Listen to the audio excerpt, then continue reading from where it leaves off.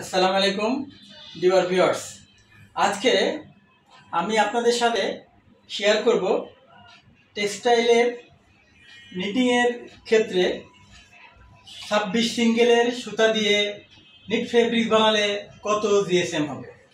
26 single 26 single সুতা দিয়ে কাপড় বানালে বা ফেব্রিক বানালে জিএসএম কত হবে।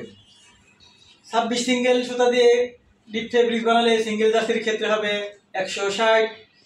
লেখা সিঙ্গেল জার্সি 4% ইলাস্টেন সেটার ক্ষেত্রে হবে 230 থেকে 240।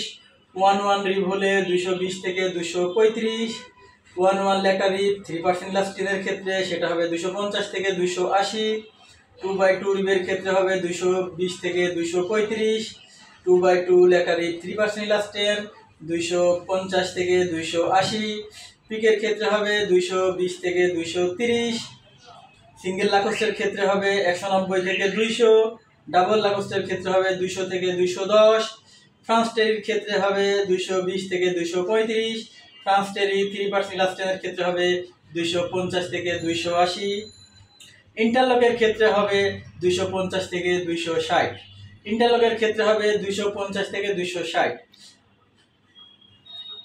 টেক্সটাইলের নিটিং এর ক্ষেত্রে 26 সিঙ্গেল সুতা দিয়ে নিটিং করলে এই ফেব্রিকেশনের ক্ষেত্রে এই জিএসএম আসবে।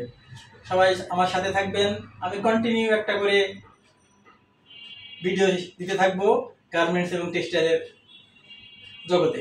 সবাই ভালো থাকবেন, সুস্থ থাকবেন। সবাইকে সালাম আলাইকুম।